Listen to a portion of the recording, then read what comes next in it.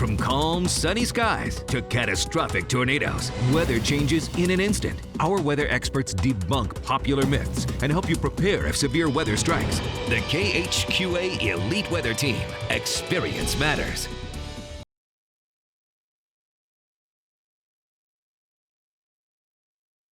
Keeping you safe in the storm. What you need to know when it comes to severe storms we see here in the Midwest.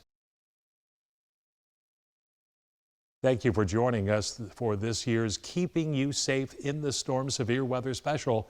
I'm meteorologist Rich Kane. Over the next half hour, our team of meteorologists will break down some of the common weather that we see, as well as what you need to know to stay safe.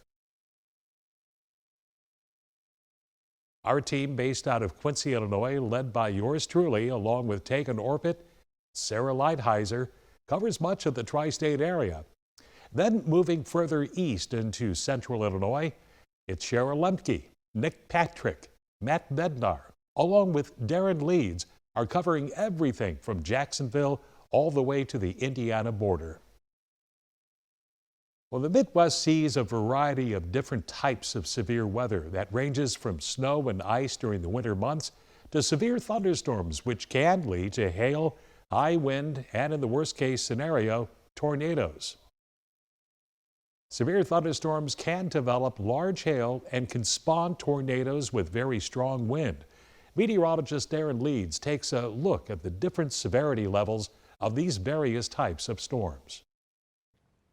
Well, whether it's a severe thunderstorm or a tornado warning, we're usually going to be looking at watches or warnings being issued. What's the difference? Well, a watch is essentially when we're seeing the conditions ripe for those storms to develop. A warning means that storm has developed and it is going to be impacting a certain area very soon. So let's talk about severe thunderstorm warnings. In order to reach that warning criteria, we need to start seeing those wind speeds of at least 58 miles per hour and or hail sizes around 1 inch in diameter. That puts us around a quarter in size. Once we start seeing those thunderstorms strengthening, they become considerable. 70-mile-per-hour winds, those hail sizes starting to get a little bit closer to about that 2-inch size. 1 3/4 of an inch, that's big enough for some golf ball sized hail. And destructive thunderstorms, we're going to be seeing those winds in excess of 80 miles per hour, and those hailstones are going to be close to 3 inches, probably rivaling baseballs in their diameter size. As far as tornado strength goes, we use the enhanced Fujita scale to measure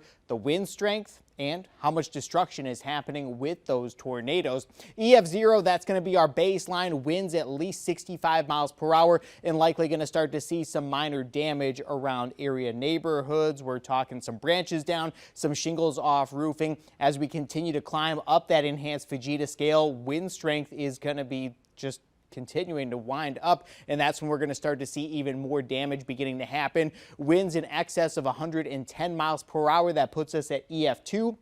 Once we're starting to talk EF3, EF4, EF5, that's when we're going to see considerable damage. Houses likely toppled over, if not neighborhoods almost completely obliterated. And EF5, that puts us at wind speeds over 200 miles per hour.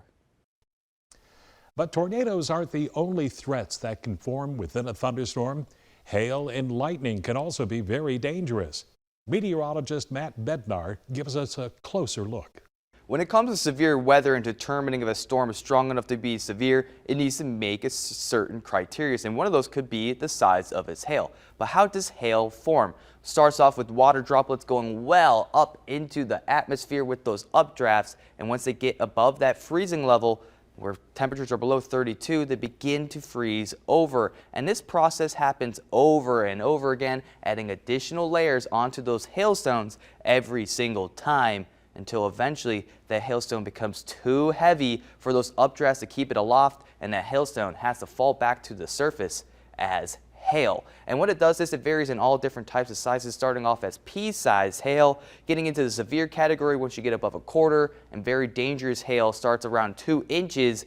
Baseball, softball, grapefruit-sized hail all packs a punch. Make sure to put your car indoors when hail's on the way. Another byproduct of thunderstorms is the lightning, and it also packs a punch, and it starts off with negative electrons near the cloud base, positive near the surface, and they begin to attract each other in a zigzag formation to eventually they make contact And when that happens, that electricity surges through those electrons until eventually they produce that flash that we know and the thunder that we hear. And it all happens under a second. And lightning has very different types of lightning. We have cloud to ground as well as within the cloud. And then some of the other types being cloud to sky, cloud to other clouds, and as well as positive lightning. And one of the more rare ones is when the lightning strike goes from the ground back up into the cloud, and lightning does pack a punch and is very deadly as well. A lot of outdoor recreational activities see a lot of fatalities when thunderstorms come through. So remember, when you hear thunder, stay indoors. Don't stand under trees or in the water. Lightning is a very dangerous byproduct of thunderstorms. And when severe weather is moving across the region, there are ways to keep updated with what threats you may be facing. A weather radio will provide watches and warnings in real time, as well as if the storm is bringing hail, high wind, or any other hazards close to home. And you can also get up-to-the-minute weather alerts and forecast on our own Storm Team Weather app. You can find it for free on the Google App Store and Google Play. While individuals can be prepared for thunderstorms, organizations like CWLP in Springfield also prepare for severe weather year-round. Now, according to CWLP officials, downed trees are the main cause for power outages during storms, which means preparations before severe weather even hits. When we see high winds coming, we're monitoring the weather and we're ready, around the clock to respond to storms. And in the event of a mass outage, CWLP says public safety and hospitals take priority. Crews will focus on making sure the roads are clear for first responders and working on restoring power to areas with the largest amount of customers with outage. The Midwest does have a very unique setup for extreme weather. I sat down with an expert from the National Weather Service to learn more about the Midwest climate and what makes it more unique than any other place in the world.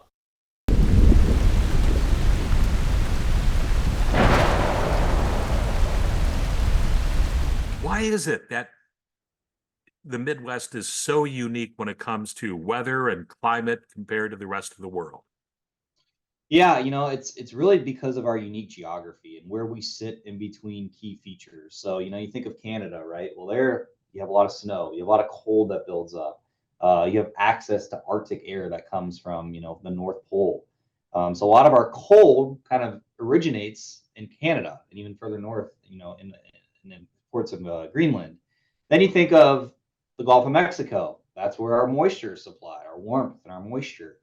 Then you think too, the desert Southwest. You think of like Western Mexico, Southwest United States. There's a lot of mountains, a lot of higher terrain that heats up very easily, and so a lot of times we can get flow off of those mountains that can kind of help us with thunderstorm development. So they're really just unique features. The Rocky Mountains being another one that kind of is kind of the western extent of a lot of the low-level moisture that we get from the Gulf of Mexico.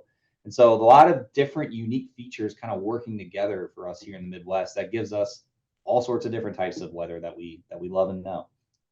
So when people wonder why it's so cool in the springtime, I'll say, well, it's because we're getting a northeasterly flow. They don't seem to understand that. They think that all our weather comes from west to east, which is not necessarily the case. It's not. No, our weather comes from all different parts. You think of southwest storms. A lot of times those bring up a lot more moisture, a little bit more warmth. Then a lot of times we have storms that come out of the north from Canada. Those are the ones that bring us more of the cold and maybe some of the snow. So yeah, it really kind of depends. And yeah, not everything moves west to east. It would make our jobs easier though. Coming up, last year's dust storm and the damage it left behind along I-55 shocked the community. Our team shows you how it happened and what to do if you're ever caught in a dust storm yourself. But before we go to break, it's time to test your weather knowledge. Can a severe thunderstorm or tornado warning be issued without a watch in place? Think about it. We'll have the answer right after this.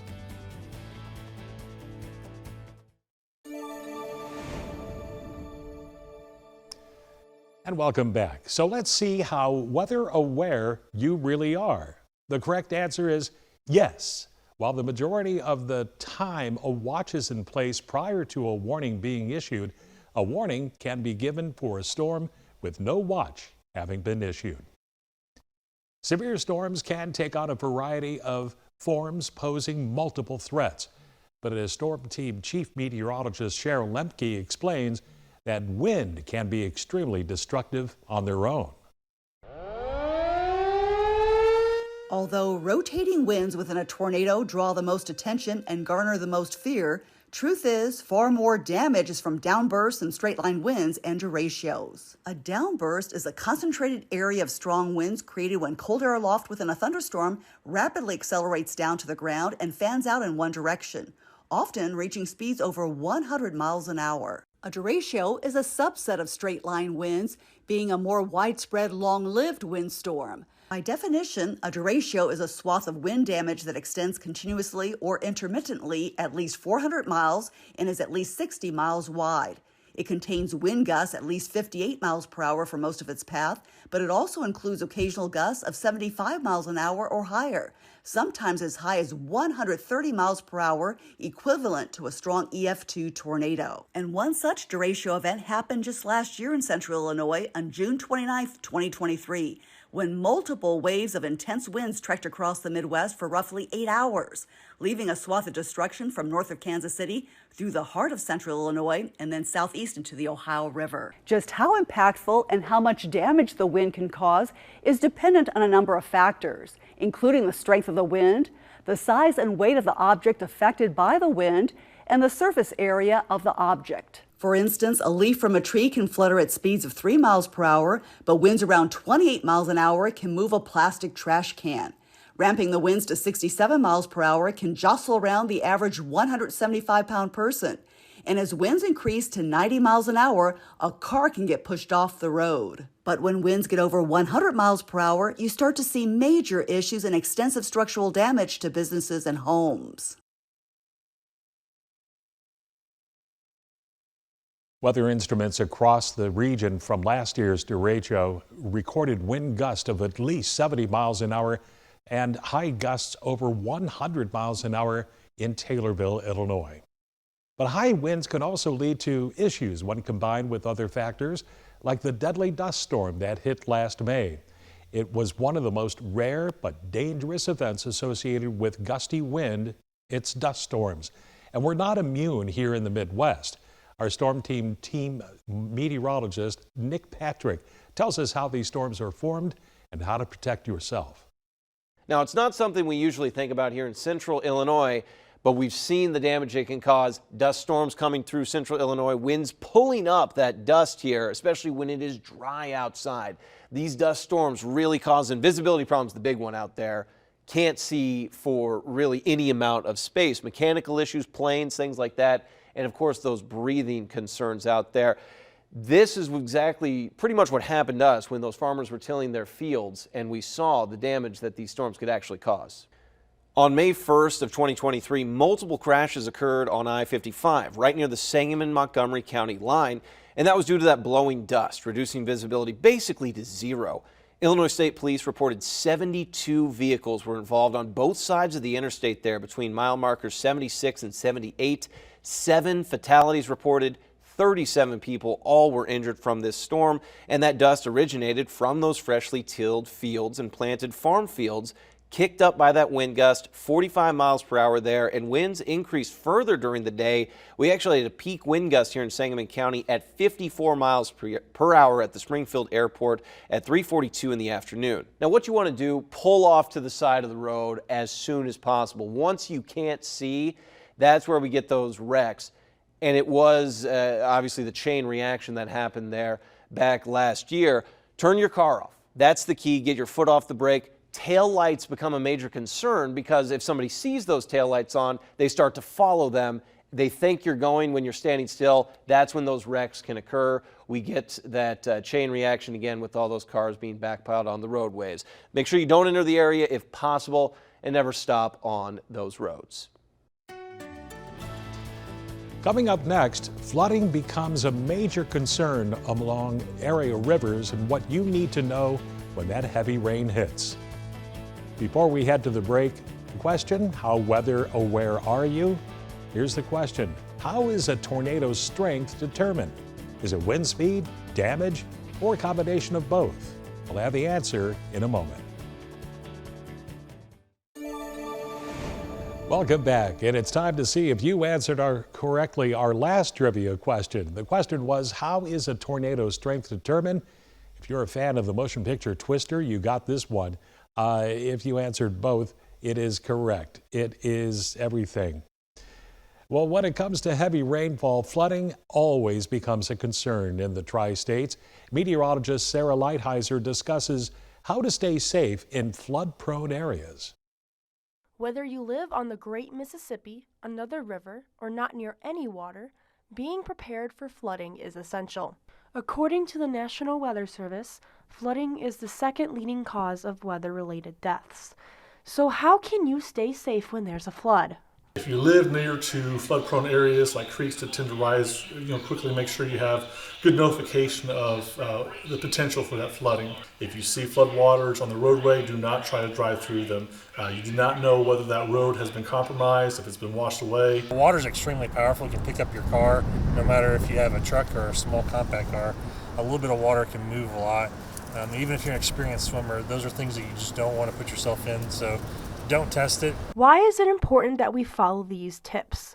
Here's some interesting statistics on how powerful water can be. For the average adult, it takes only about 6 inches of fast-moving water to knock you over and carry you away. With cars, it is a little bit more, getting up to around a foot of fast-moving water. This will carry away your small car with that.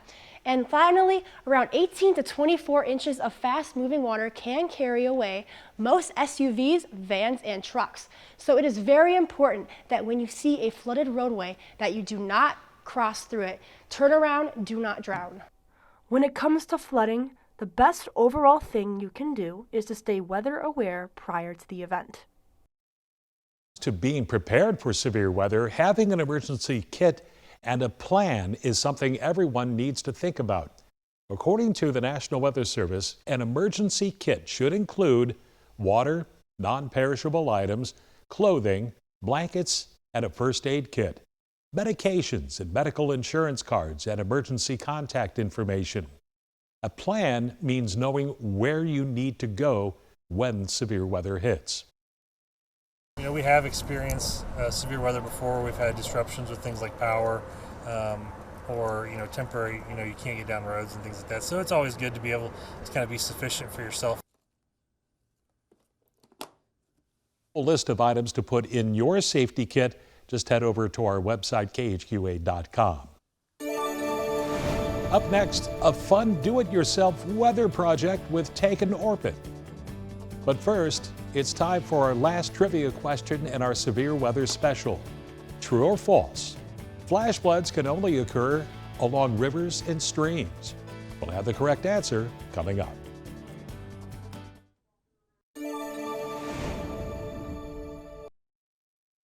Let's see how weather aware you really are. The question was, true or false, flash flooding can only occur along rivers and streams. Well, the correct answer is false.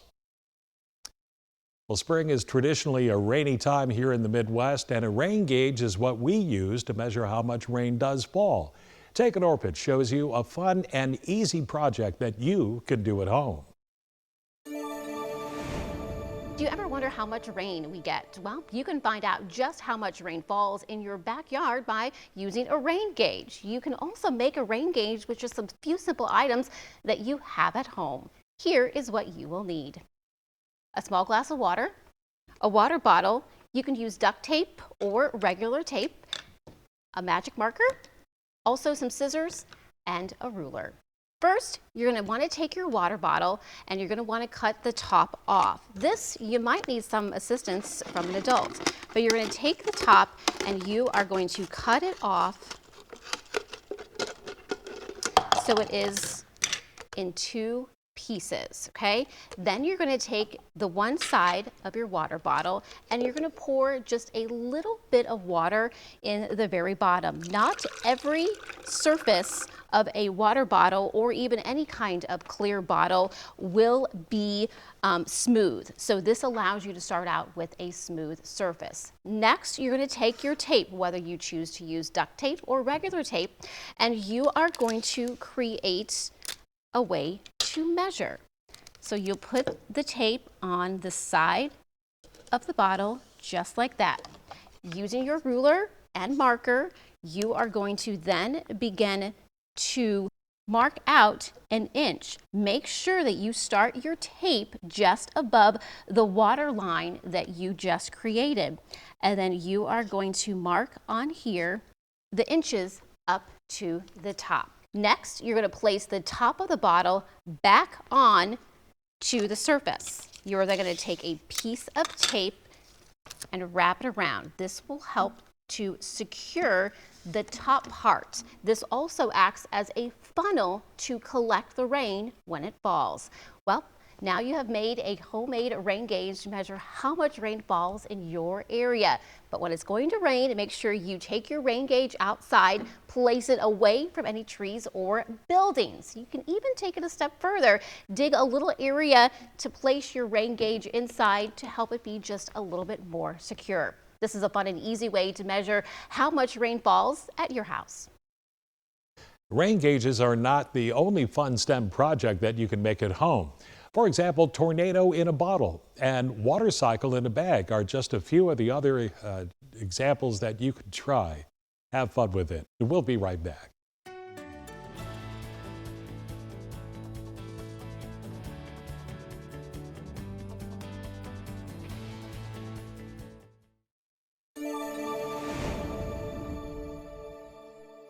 We thank you very much for joining us for our severe weather special, and we hope that the information that we shared with you tonight can help you stay weather aware and be prepared for any severe weather that may head our way in the coming weeks. Thank you for joining us this evening for a severe weather special. We appreciate it, and that we hope that this will continue to help you out as we move forward with that severe weather season. And don't forget that when we do see severe weather, we'd love to have your weather photos. You can head to KHQA.com and click on Chime In, to submit your pictures. You can do the same with our weather app, but please remember, stay safe when taking photos of active weather. Thanks for joining us this evening. Every severe weather update is available 24/7 on our website, as well as our weather app, or follow us on social media. Have a wonderful night.